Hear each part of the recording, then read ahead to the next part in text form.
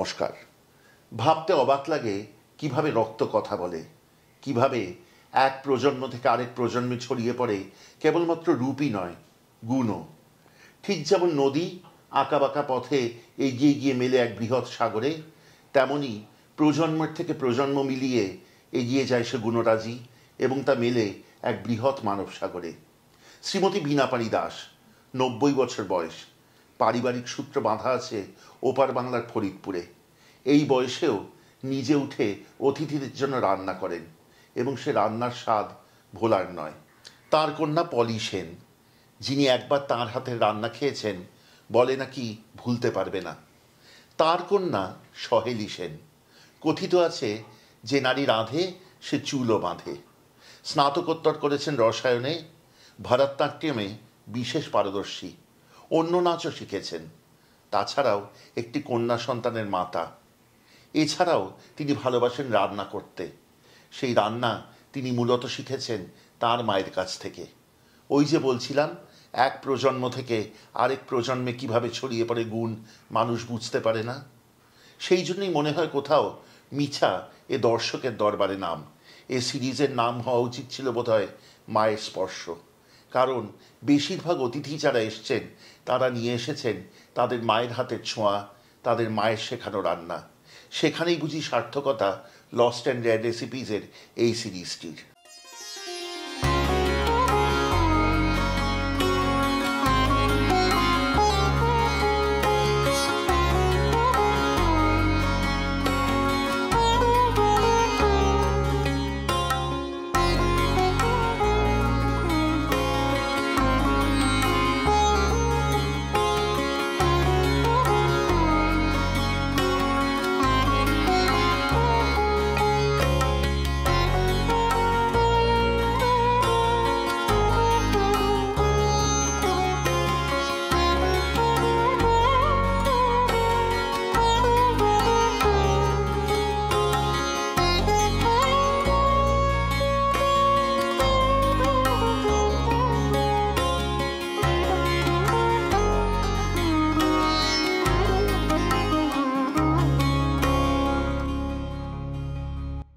আজকে যে রান্নাটি শিখব সেটিও মায়ের কাছ থেকে পাওয়া। এক অদ্ভুত সুন্দর রান্না, এবং কোনোদিনও আগে নাম শুনিনি রান্নাটির। পোড়া মশলার পাবদা মাছ। আজকে অতিথি হয়েছেন সেই সহেলি সেন। শিখব রান্না, তবে তার আগে আলাপ করে নেব তার সাথে। নমস্কার। নমস্কার সহেলি, আজকে রান্নাটা সম্বন্ধে বলুন। আজকে রান্নাটা হলো পোড়া মশলার পাবদা মাছের রান্না। তো যেরকম আমরা খেয়ে থাকি সাধারণত দুধ পাবদা, সর্ষে পাবদা বা বেগুন বড়ি দিয়ে পাবদা মাছের ঝোল, এটা তার থেকে একেবারে আলাদা। এটা আমার মায়ের হাতের রান্না। মা যেহেতু বাঙাল, আমার দিদার কাছ থেকেই রান্না শেখা, আর মায়ের কাছ থেকে আমি এখন শিখছি। তো এই রান্নার ক্ষেত্রে মানে বিশেষত্ব হলো এই টমেটো, রসুন, কাঁচা লঙ্কা যে আমরা পোড়াচ্ছি, এটাতেই কিন্তু রান্নার স্বাদ আসছে, আর অন্য কোনো মশলা এখানে লাগছে না। আমি কিন্তু সত্যি কথা বলতে আগেই রান্নাটা কোথাও দেখিনি। সেই জন্য দর্শকের দরবারে যখন প্রথম আপনার চিঠি পাই, মনে হলো এই রান্নাটা রাখতেই হবে। খুব আনন্দ করে রান্না করবো আশা করি। তো রান্নাটা কিভাবে শুরু করব বলুন। রান্নাটা যেহেতু পোড়া মশলার রান্না, তাই জন্য আমরা টমেটো, রসুন, কাঁচা লঙ্কা এগুলো পুড়িয়ে নেব আগে। তো ইন্ডাকশানে আমরা আজকে করছি বলে আমরা ফ্রাই প্যানে শুকনো খোলায় করছি। আর যদি কেউ গ্যাসে করতে চায় তাহলে শিখে গেথে খোলা আগুনে পুড়িয়ে নিতে পারে। পোড়া ব্যাপারটা খুব ভালো আসতে হবে, তাহলেই রান্নার স্বাদটা বোঝা যাবে। এবার আমরা পাবদা মাছগুলোকে নুন, হলুদ এবং তেল দিয়ে, সর্ষের তেল দিয়ে ম্যারিনেট করে ভাজবো। কারণ পাবদা মাছ একটু ফাটে তেলে দিলে, তো তেলের মধ্যে একটু নুন দিয়ে নেবো আর একটু চাপা দিয়ে আমরা ভেজে নেবো, হালকা করে এপিট ওপিট করে ভেজে নেবো। আচ্ছা।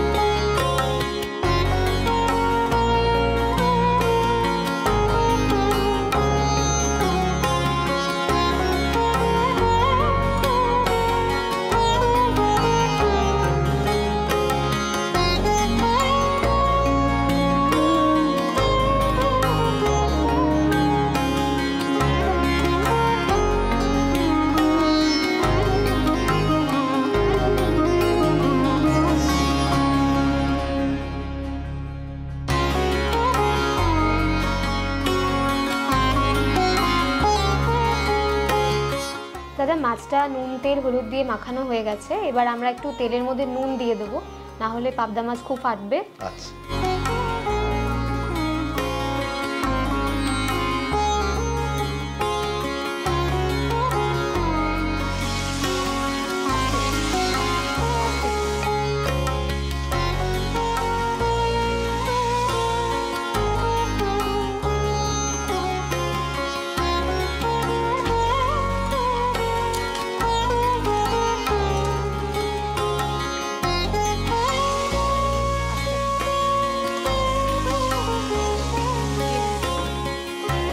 এই কথা বারবার বিশ্বাস করে এসেছি যে লস্ট এন্ড রেয়ার রেসিপিস অর্থাৎ বিরল বা হারিয়ে যাওয়া রেসিপির সত্যিকারের ভাণ্ডার কিন্তু আছে আমার কাছে নয়, তা আছে আপনাদের ঘরে ঘরে।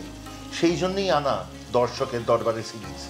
এই সিরিজের সার্থকতা সেখানেই যখন আপনাদের মতো মানুষরা সবাই আসছেন এগিয়ে তাদের ঘরের রেসিপি নিয়ে, তাদের মায়ের স্পর্শ নিয়ে, তাদের মায়ের স্পর্শ নিয়ে। এই রান্নাগুলি কিন্তু সত্যিই খুঁজে পেতাম না কখনো যদি না আপনারা এগিয়ে আসতেন। সেই জন্য আপনাদের প্রত্যেককে ধন্যবাদ জানাই এবং ভবিষ্যতেও আপনাদের কাছে নিমন্ত্রণ রইল, আপনারা এগিয়ে আসুন আপনাদের পারিবারিক রেসিপি নিয়ে, তার সাথে সেই রেসিপির সঙ্গে জড়িত গল্পগুলি নিয়ে।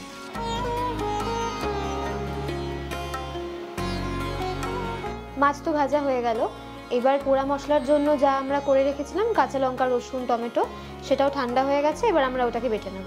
তাহলে একটা মিক্সার গ্রাইন্ডার নিয়ে নিই। হ্যাঁ,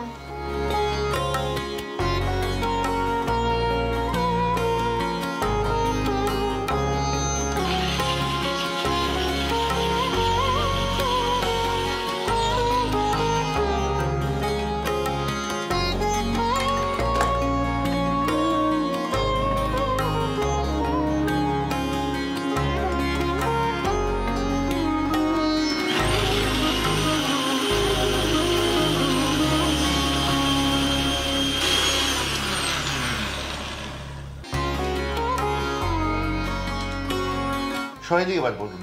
এবার মাছ ভাজার তেলের মধ্যে আমরা কালো জিরে কাঁচা লঙ্কা ফোড়ন দিয়ে দেবো।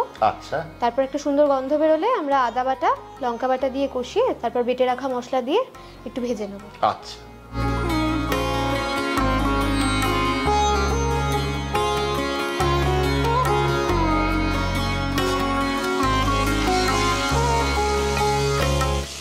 ফোড়নের সুগন্ধ বেরিয়েছে।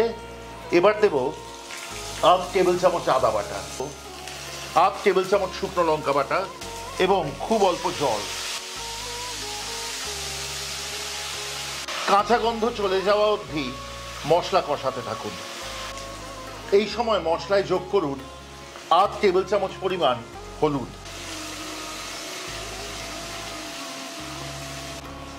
মশলা কষে তেল ছেড়ে দিয়েছে। এইবার যোগ করুন আগে থেকে বেটে রাখা পোড়া মশলা এবং সেই পাত্র ধুয়ে খানিকটা জল। এইবার তেল ছেড়ে আসা অবধি মশলা কষাতে থাকুন।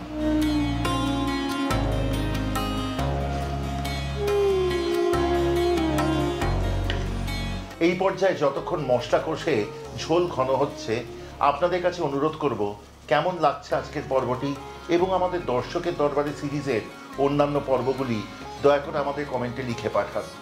যদি ভালো লাগে সাবস্ক্রাইব করে সঙ্গে থাকবেন, খুব আনন্দ পাব। যদি মনে করেন আমাদের এই রান্নাগুলি ছড়িয়ে পড়ুক আরও অনেক পরিবারের মাঝে, বেঁচে থাকুক আমাদের ঐশ্বর্য, আমাদের ঐতিহ্য, তাহলে দয়া করে শেয়ার করতে ভুলবেন না। আর যদি মনে হয় আমাদের চ্যানেলের সব রান্নার নোটিফিকেশন প্রথম পৌঁছবে আপনার কাছে, তাহলে অবশ্যই বেল আইকনটি টিপে দেবেন। যদি আমাদের থেকে খাবার নেবার ইচ্ছা হয় অথবা কখনো মনে হয় আমাদের সাথে যোগাযোগ করবেন কোনো রেসিপির বিষয়ে, গল্পের বিষয়ে, পরিবারের স্মৃতির বিষয়ে, তাহলে অবশ্যই যোগাযোগ করবেন, খুব আনন্দ পাব। আমাদের যোগাযোগের নম্বর 6291834357। আরেকবার বলি, কলকাতার নম্বর, সোমবার থেকে শনিবার সকাল 11টা থেকে সন্ধ্যে 7টার মধ্যে যোগাযোগ করবেন 6291834357 এই নম্বরে। এইবার ঝোল ঘন হয়ে এসছে, তেল ভেসে উঠছে, রান্না শেষ করার পালা। এইবার যোগ করুন স্বাদ অনুসারে নুন। তবে মনে রাখবেন আপনি আগে তেলেও নুন দিয়েছিলেন এবং মাছ ভাজার সময়ও নুন দিয়েছিলেন। এবং সাথে যোগ করুন খুব অল্প পরিমাণ চিনি।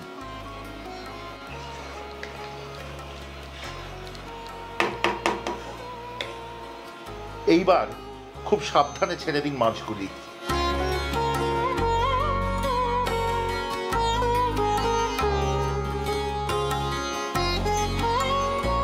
একবার উল্টে দিন মাছগুলি।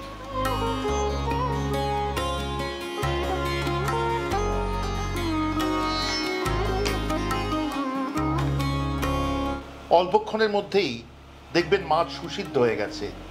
এবার রান্নাটি শেষ করুন ওপর থেকে ছড়িয়ে কাঁচা তেল এবং ধনেপাতা কুচি।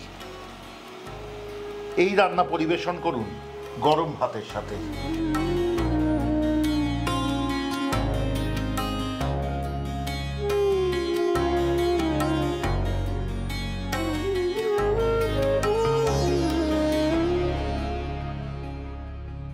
শ্রীমতী পলি সেনকে কোনোদিনও দেখিনি, কিন্তু তার হাতের রান্না আজকে খেলাম।